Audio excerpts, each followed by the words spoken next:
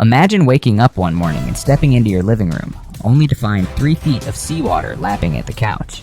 For millions along California's coast, that nightmare is not science fiction, but a forecast for the year 2050. Scientists already warn that just 20 inches of sea level rise could submerge $17.9 billion in property losses. Meanwhile, entire stretches of US Highway 101 are literally sliding into the Pacific, with a single 3-mile repair tagged at over $2 billion. Bridges buckle, aquifers collapse, and homes perched on bluffs crumble like sandcastles in a king tide. The question practically screams, how do you fight not just storms, but the very ground beneath your feet? California's answer is staggering. Tens of billions poured into tunnels, reservoirs, wetlands, and seawalls in an attempt to outwit geography itself. But behind every billion lies controversy, sacrifice, and secrets that don't make the headlines. This is the Downturn Report, where the truth gets personal. And tonight we peel back the curtain to show how California is betting its future against the forces of nature. Shifting ground crisis. California is like a gambler sitting on the edge of a collapsing poker table. The cards keep sliding into the ocean, and no matter how tightly you clutch them, the dealer, which is Mother Nature, always wins. Everyone loves to brag about the Golden State's cliffs, beaches, and Pacific sunsets, but what happens when the land itself is vanishing faster than the ink on a property deed? By 2050, the Pacific could stand half a foot to more than a foot higher than it did in 2000, according to the California Sea Level Rise Guidance. Stretch that to the end of the century, and the numbers swell to as much as 6.6 feet. That's not a little extra tide. That's a bulldozer made of salt water, ready to erase entire neighborhoods. Southern California alone could see between 31% and 67% of its sandy beaches vanish. Picture the Santa Monica Pier, not with cotton candy and roller coasters, but with scuba divers docking where cars once parked. But the ocean isn't playing solo. The ground itself is betraying Californians under their feet. NASA's satellites reveal San Francisco's filled land sinking by 5 millimeters each year. Down in the Central Valley, relentless groundwater pumping has dropped farmland by more than 28 feet over decades, bending canals and sinking the mighty California aqueduct nearly 3 feet. It's like watching a mattress sag when the springs give out. Only this mattress carries homes, highways, and water supplies for millions. Here's the punchline. The ocean climbs, the land sinks, and Californians are trapped in the middle like ants on a slowly drowning log. And the cruel irony, much of this damage isn't just nature flexing its muscles, it's the aftermath of human choices that turn tiny cracks into gaping chasms. Sinking. By our own hands. Picture this. The land you walk on isn't just tired. It's groaning like an old couch with broken springs. Every bucket of water pulled from California's underground aquifers is like yanking another spring out of that couch. And one day, it collapses. Overpumping groundwater, especially during the brutal drought years, has done exactly that. Between 2007 and 2009, and again from 2012 onward, farmers in the Central Valley leaned hard on groundwater when surface water deliveries shrank. The result? The soil compressed, aquifers compacted, and the ground literally caved in. Some areas of the San Joaquin Valley have dropped an astonishing 28 feet over decades, enough to swallow a 2-story house. NASA's satellites confirm that places like San Francisco's Treasure Island are still slipping at about 5 millimeters a year, while the broader city sinks about 1 millimeter annually. It's like California's floorboards are quietly giving way, inch by inch. This sinking doesn't just look bad on paper, it doubles the danger. When land subsides, the ocean doesn't need to climb as high to flood your street. A rise of 0.3 meters in the sea becomes 0.35 or 0.4 meters once the ground itself has sagged. And infrastructure, the canals, levees, bridges, and pipelines that keep millions alive, can't function properly on shifting ground. Sections of the California aqueduct sank nearly 3 feet during the last major drought, throwing off water flow like a tilted drinking straw. Worst of all, much of this damage is irreversible. Once aquifers compact, that storage space is gone forever. Farmers like Miguel in San Joaquin Valley know it all too well. Every year, his well must go deeper, cracks creep across his barn floor, and he asks himself, is my land sinking faster than I can keep up? Would you even notice if the ground beneath you dropped by a few millimeters each year, until your foundation split wide open? And if that's the cost of water today, What happens when rivers themselves are twisted and starved tomorrow? Drowning in the bill. Imagine your city budget as a fragile checkbook balanced on the edge of a sink, and the faucet has been left running. That's California's financial nightmare if it fails to act. According to the Public Policy Institute of California, simply allowing sea levels to climb 20 inches by mid-century could drown $17.9 billion worth of property, and that's not counting the ripple effects. Just the concrete, steel, and glass directly swallowed by rising tides. Push the scenario further. Add a 1-meter rise with a storm on top, and San Francisco Bay alone faces nearly $70 billion in losses. It's the kind of bill that makes the Great Recession look like pocket change. Infrastructure doesn't escape either. Wastewater plants, storm drains, rail stations, bridges. Many were built in the lowest parts of cities because flat ground was cheap. Now that cheap land is turning into a liability. When saltwater floods a treatment facility, it doesn't just short out equipment. It poisons rivers, seeps into drinking water, and forces emergency evacuations. Add in clogged roads, shut down rail, and crippled ports, and the ripple spreads. Real estate markets buckle, insurance premiums skyrocket, residents abandon homes, and hospitals face surges of illness from polluted water. Economists call this cascading impact. Homeowners call it bankruptcy. So here's the uncomfortable math problem. Do you spend billions now to build seawalls and pumps? Or tens of billions later when whole neighborhoods are underwater? And if that bill comes due, who signs the check? Taxpayers, private homeowners, or some public-private partnership that vanishes when the tide rolls in, rewiring California's rivers. If you thought California's geography crisis was only about beaches washing away, think again. The state is also fighting a war underground and upstream, trying to reroute water itself before the land collapses under thirst. At the heart of this effort is the Delta Conveyance Project, a mega-tunnel that sounds more like something out of a dystopian sci-fi movie than a public works plan. Picture a 36-foot wide concrete artery boring beneath the Sacramento-San Joaquin Delta to carry fresh water southward, instead of sucking directly from the fragile delta, which pulls in salt water like a leaky straw. The tunnel diverts water underground, shielding supplies from ocean intrusion. The price tag? A swollen $20.1 billion, already inflated by rising construction costs. Supporters boast that this marvel could boost water deliveries by 17%, a lifeline in a state where droughts now stretch like unpaid bills. But every tunnel has two ends, and on the far side are critics who see devastation rather than salvation. Environmentalists warn that altering delta flows could throttle endangered fish species. Farmers fear their water rights will evaporate while bureaucrats in Sacramento decide who drinks and who dries out, and ordinary taxpayers are left staring at the receipt. Who exactly asked for a $20 billion straw in the ground? Meanwhile, another colossal gamble rises north of the delta. The Sites Reservoir. Planned as an off-stream catch basin, it sprawls across 14,000 acres, plunges 310 feet deep, and will hold 1.8 million acre-feet of water, about 2.2 cubic kilometers, a liquid mountain waiting to be tapped. At an estimated $3.9 billion, backers say it could pump $260 million annually into the economy, turning storm deluges into drought insurance. Construction is slated to begin in 2025, finish by 2030. If environmental approvals and local opposition don't sink it first, native tribes contest cultural impacts, residents worry about noise, dust, and land loss.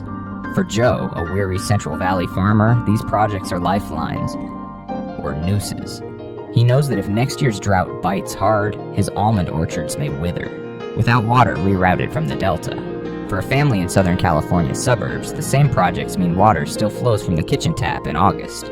So the question echoes, is California building safety nets or digging deeper holes? Smart seawalls and living nature. California is realizing that not every battle with the ocean can be won with concrete and steel. For decades, the default response was to stack up walls like medieval fortresses. But here's the problem. Hard seawalls protect one property while dooming the next stretch of beach to vanish. It's like fixing one tooth while the rest of your jaw rots away. That's why the state has turned to soft defenses, projects that borrow power from nature itself. Take the Bologna Wetlands restoration near Los Angeles. Once sprawling marshes, they were hemmed in by 900 feet of levees that strangled tidal flow. The plan was to reopen 200 acres, letting saltwater return and creating a buffer zone against sea level rise. The idea was elegant. Give the ocean room to breathe, and in return it absorbs the punch of storm surges. But in 2023, the project's environmental review collapsed under legal challenges, forcing a rewrite still pending. To skeptics, it looks like bureaucracy drowning faster than the wetlands themselves. Yet the bigger picture shows steady progress. The California Coastal Conservancy has backed more than 4,000 shoreline projects, reviving nearly 400,000 acres of habitat with about $1.8 billion in funding. These range from tidal marshes to urban dunes, weaving living buffers instead of sterile walls. In Los Angeles, a $5.1 million dune restoration effort now shields Zuma, Dockweiler, and Redondo beaches. Native plants root the sand. Dunes act like natural sponges, and when waves crash, the energy bleeds away before hitting homes. Compare that to concrete. Strong in the short term, but ecologically bankrupt. So here's the question. Would you trust a patch of sand and shrubs to guard against waves worth millions in damages? Or do we learn finally that nature's foam cushions are sometimes stronger than our proudest blocks of stone? Roads on the edge. California's highways aren't just lines on a map, they're lifelines, and some of them are literally sliding into the Pacific. The most infamous stretch is the last chance grade of Highway 101 near Crescent City. Picture 3 fragile miles of asphalt clinging to cliffs, crumbling a little more with every winter storm. Engineers warn that without intervention, the road could collapse entirely, cutting off Northern California like a severed artery. The proposed fix is bold, a 6,000-foot tunnel burrowing 1.8 kilometers through the mountain at a cost of $2.1 billion. Pricey? Yes. But the alternative is worse. Isolation, blocked commerce, and residents marooned behind landslides. For locals, it's not a question of convenience, but survival. Either build the tunnel or watch their only highway sink into the sea. Far south in San Diego County, the state is betting on a different monster, the $6 billion North Coast Corridor program. Spread over 40 years, it's more than a construction plan. It's a reshaping of the region's arteries. Bridges are being rebuilt, rail upgraded, and $80 million funneled into restoring coastal wetlands, all nested in a $700 million first phase. The goal is paradoxical yet urgent. Harden transportation against floods and sinking land while softening the coastline with ecological restoration. It's asphalt and marsh grass working side by side, but even ordinary roads face extraordinary threats. Low-lying highways buckle when stormwater has nowhere to go. Subsidence warps bridges, culverts clog, and asphalt peels like old paint. That's why California is revising its road design standards, raising elevations, enlarging drainage, and experimenting with water-resistant materials. In other words, the future highway isn't just pavement, it's a survival platform. So here's the unsettling question. Will California's roads become the state's new seawalls, or the next casualties swallowed by geography itself? Politics and price tags. In California, geography isn't fought with bulldozers alone. It's fought with ballots and budgets. In 2024, voters passed Proposition 4, a $10 billion climate bond, essentially writing the state a giant check to bankroll clean water, wildfire prevention, and climate resilience. Roughly $2 billion of that is earmarked for protecting drinking water, the most basic promise a government can make. Without this pot of money, many of the grand projects we've discussed would remain sketches and dusty reports. But funding is a tide of its own, rising and falling with politics and revenue. During the budget windfall of 2021-2022, California poured $16.3 billion into water and climate projects. Yet by fiscal year 2025, when tax revenues sagged, that commitment shrank by about 21%, leaving just $12.9 billion. In 2023, Governor Gavin Newsom even proposed cutting $561 million, nearly half. It's the cruel irony of climate politics. The hotter the fires burn, the more the purse strings tighten. So California has turned to patchwork financing. The site's reservoir, for example, stacks money like Lego bricks. $816 million from Proposition 1, $449 million from the USDA, and a pending loan through EPA's WIFI program. The Delta Conveyance Tunnel draws on state, federal, and local sources, with costs ultimately trickling down to ratepayers. In practice, these mega projects compete head-to-head with highways, schools, and hospitals. Every dollar spent on seawalls is a dollar not spent on teachers or doctors. That's why policymakers pitch them not as luxuries, but as existential survival plans. Still, drawing lines on a budget spreadsheet is the easy part. Building them into reality means confronting lawsuits, ballooning costs, and political backlash. And that's exactly where our story turns next. The obstacles. Obstacles, opposition, and risks. Every blueprint in California may look shiny on paper, but once the ink dries, the real battles begin, and they are rarely won without blood, sweat, lawsuits, and ballooning bills. History whispers an ugly pattern. Big projects here rarely stay within budget or on schedule, and the new generation of climate mega projects is no exception. The Delta Conveyance, once projected at around $16 billion, has already crept beyond $20 billion thanks to inflation and rising material costs, and experts admit that if construction drags another 5 or 10 years, labor and steel alone could tack on another 20 to 50%. Add in environmental impact reviews that take years to complete. The PhD, plus the army of lawyers eager to wield California's CEQA law to stall, sue, and sometimes kill projects outright, and you begin to see why even billion-dollar tunnels sometimes die quietly in committee rooms rather than in the field. The haunting phrase, "project death by delay," hangs over every blueprint, and if the political winds shift after an election, priorities are rewritten overnight, leaving half-finished holes in the ground and taxpayers footing a tab for nothing. But money isn't the only battlefield. People on the ground are louder than line items in a budget. Farmers across the Central Valley feared these projects will rob their fields of water, shifting flows south while their crops wither. Native tribes speak of sacred lands, burial sites, and rivers turned into pipelines, refusing to let ancestral soil be drowned beneath concrete. Families living near dams and reservoirs lie awake imagining earthquakes, catastrophic failures, or the horror of a dam break flooding their homes.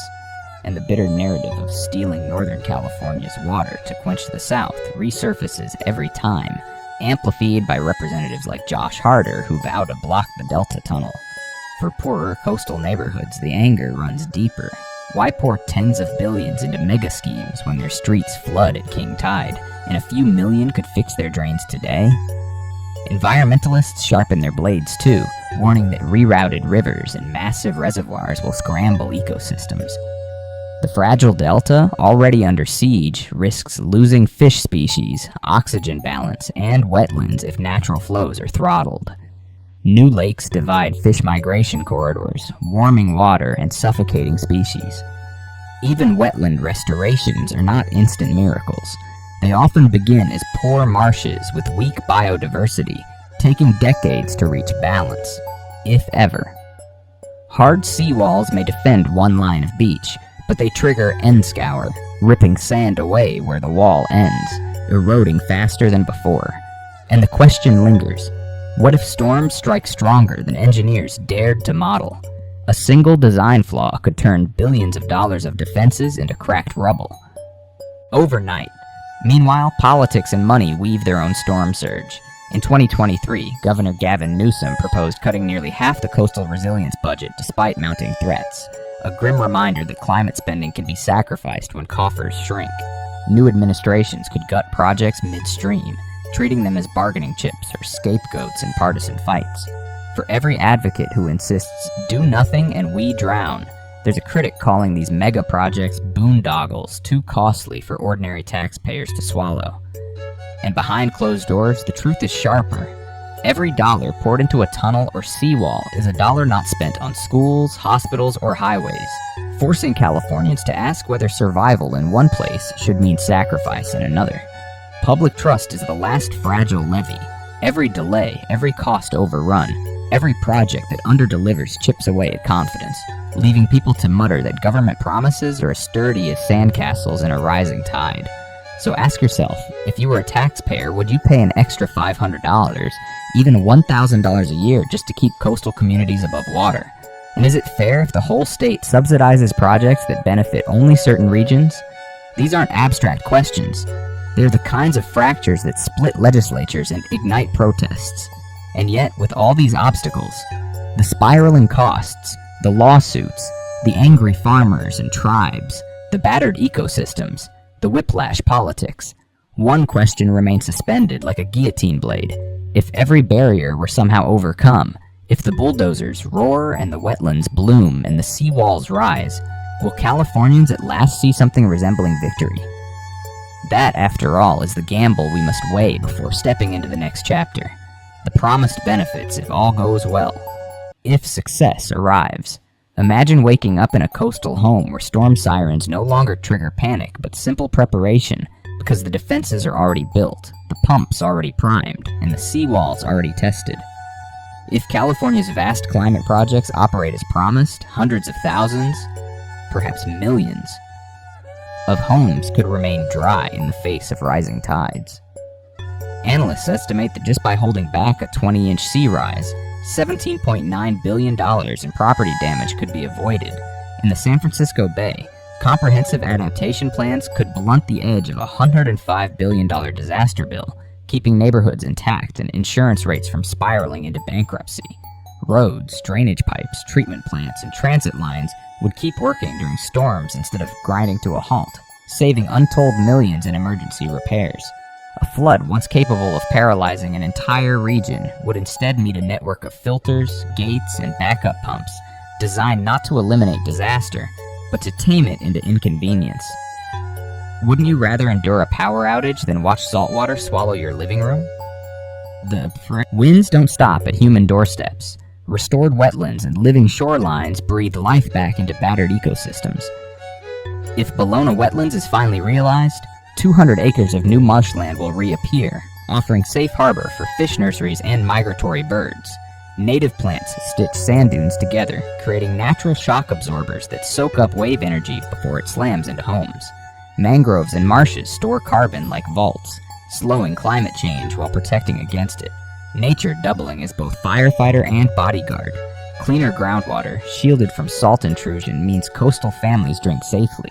And perhaps most importantly, a chain of revived habitats would reconnect fractured corridors, allowing wildlife to migrate without being trapped by concrete. It's not just survival, it's revival. The economics ripple outward like concentric waves. Less flood damage means billions saved in emergency bailouts, freeing money for schools and healthcare instead of sandbags. Construction and restoration projects generate thousands of jobs, from engineers digging tunnels to biologists planting marsh grasses. Property values in protected zones stabilize, attracting investment where fear once chased buyers away. Tourists return to scenic beaches that no longer crumble into the sea. Local governments, long accused of wasting taxpayer money, suddenly find themselves with restored credibility. After decades of skepticism, residents could finally say, yes, our taxes built something that works. Can you imagine that shift in faith from suspicion to pride, echoing across neighborhoods? But perhaps the most powerful outcome would be the lessons broadcast far beyond California. The state has long been America's laboratory of extremes, and if its hybrid approach of hard infrastructure plus soft, ecological buffers succeeds, the template could inspire coastlines from Florida to Bangladesh. Think of the Netherlands, where 70% of the land sits below sea level, and survival depends on intricate levees combined with floodplains. California, in contrast, could pioneer a more flexible mix. Seawalls alongside restored wetlands, freeways lifted while estuaries bloom. Southeast Asia's Mekong Delta, or even New York after Hurricane Sandy, could adopt the same model, weaving resilience from both concrete and cattails. And for viewers at home, the invitation is personal. If your town faced rising seas tomorrow, what project would you demand? A wall, a wetland, or both?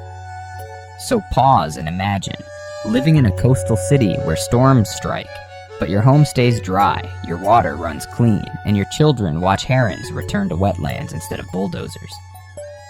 If California can pull it off, could Florida? Could Vietnam? Could your own hometown? These questions are not abstract. They are the seeds of debate that citizens plant, nurture, and harvest into action, because even success is conditional.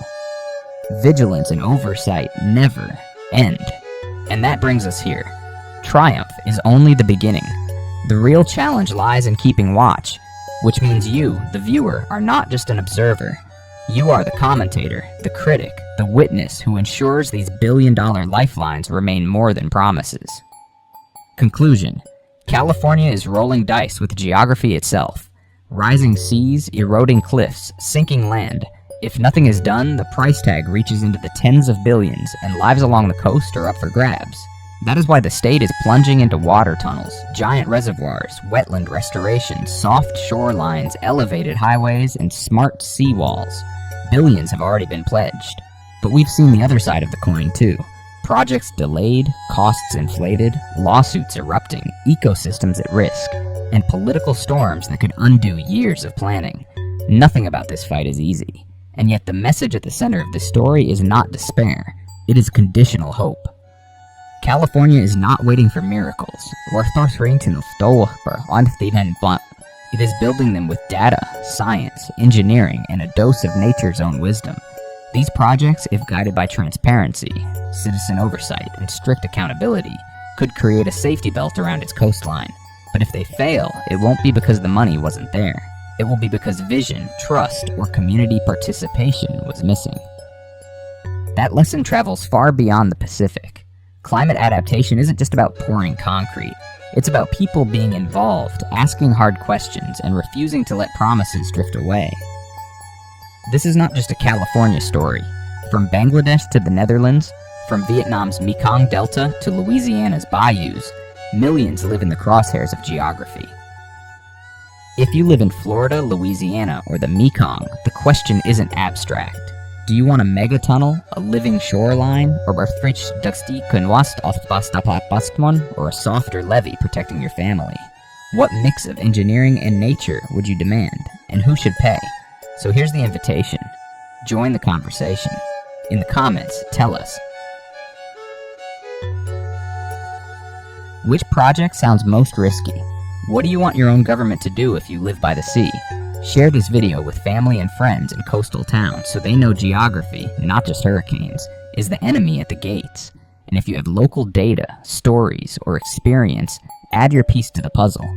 The bigger the conversation, the stronger the solutions. Because California is betting tens of billions to outwit geography. But is this the only way? Could there be alternatives nobody's talking about? If these projects collapse, who shoulders the loss and who walks away untouched? And most importantly, what about your coastline? What do you want your leaders to start building today? The war between humans and geography is ancient, but in California it has gone supersized. And you, by knowing this story first, can raise the right questions, spread the word, and make sure these lessons don't drown unnoticed. Thank you for watching. If you found this valuable, hit story hit like, subscribe, and let's keep following how the world fights back against nature.